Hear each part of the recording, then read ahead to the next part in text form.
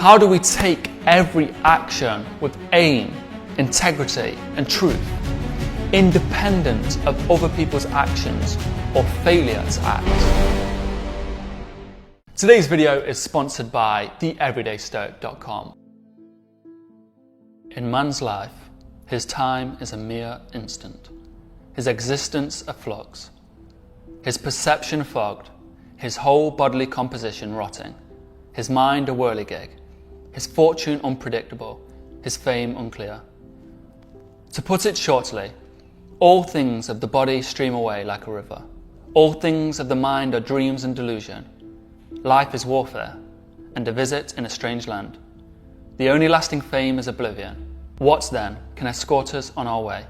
One thing and one thing only: philosophy. This consists in keeping the divinity within us inviolate and free from harm, master of pleasure and pain, doing nothing without aim, truth or integrity, and independent of others' action or failure to act, further accepting all that happens and is allotted to it as coming from the other source, which is its own origin, and at all times awaiting death with the glad confidence that it is nothing more than a dissolution of the elements of which all living creatures are composed. Now, if there is nothing fearful for the elements themselves in their constant changing of each other into another, why should one look anxiously in the prospect at the change and dissolution of them all?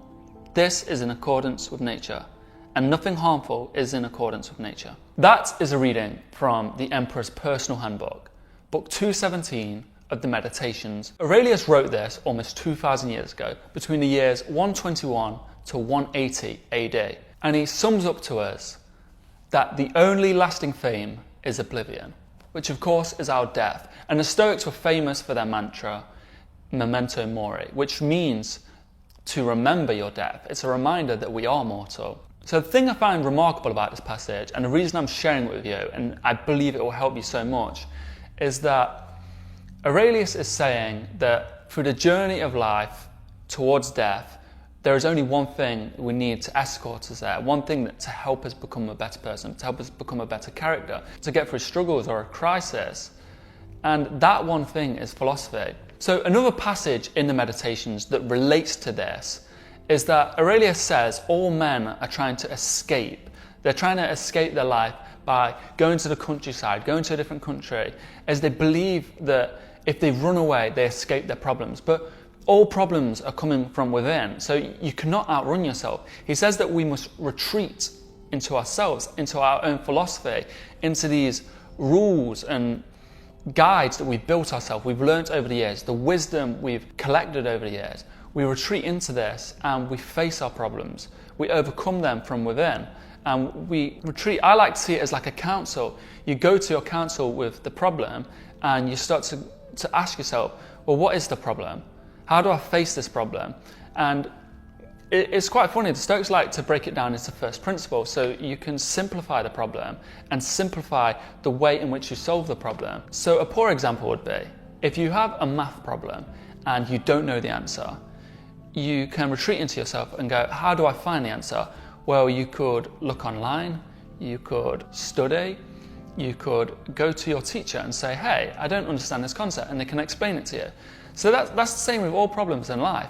When you're faced with this adversity, you can retreat into yourself and break it down into first principles and think of the solution. I'll just read through book 217 and explain some of the words, explain my understanding of what Aurelius was trying to portray so you get a better understanding. My understanding comes from studying Aurelius, studying Stoic philosophy and reading many translations of his work. So I get a better understanding of what his writing means. And hopefully by listening to my explanation, you'll find it as useful as I've found it. In a man's life, his time is a mere instant, his existence a flux, his perception fogged, his whole bodily composition rotting, his mind a whirligig, his fortune unpredictable, his fame unclear. So Aurelius is alluding to the fact all must die, all men must die. Every emperor, every king, every warrior, every stoic, every person that's ever lived before us has died, and our time will soon come. But he's also saying that nature's unpredictable We don't control nature, and as the Stoics believed in a fate, that life happens and we must accept our fate, Mp.Monarh.Motivation, the love of one's fate. That's what he's explaining in that first part of the paragraph.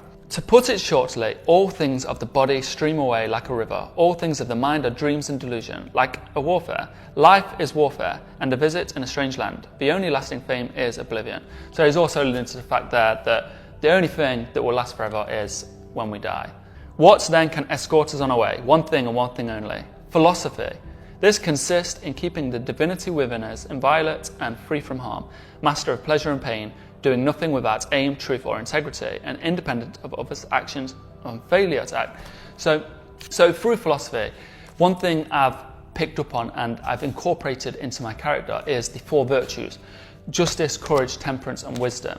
And Marcus Aurelius believed that every action we take should be taken with aim. It should be taken using these 4 Stoic virtues. So Aurelius is saying that philosophy can escort us on our way. This just means that with philosophy on our side, we can use it as a guide to get through this life and to be a good person. And to be good for ourselves means to be good for everyone around us and good for the universe around us. That's what the Stoics believed. We are all interconnected into the same nature. When you pick up on these philosophical ideas and guides and you think over them quite a lot, eventually you incorporate them into your character. And when you take certain actions based off of certain adversities or challenges, you have the philosophy on your side to make the correct decision. This is wisdom. You make the decision based off of this wisdom that you've collected over the years. Further accepting all that happens and is allotted to it as coming from the other source, which is its own origin, and at all times awaiting death with glad confidence, that it is nothing more than a dissolution of the elements of which living creatures is composed. So this is 2 Stoic phrases combined into one sentence. Is Mp.Monarh.Motivation, which is the love of one's fate, and Memento Mori, which is the reminder of your own death. This is a reminder to love your fate. This is everything.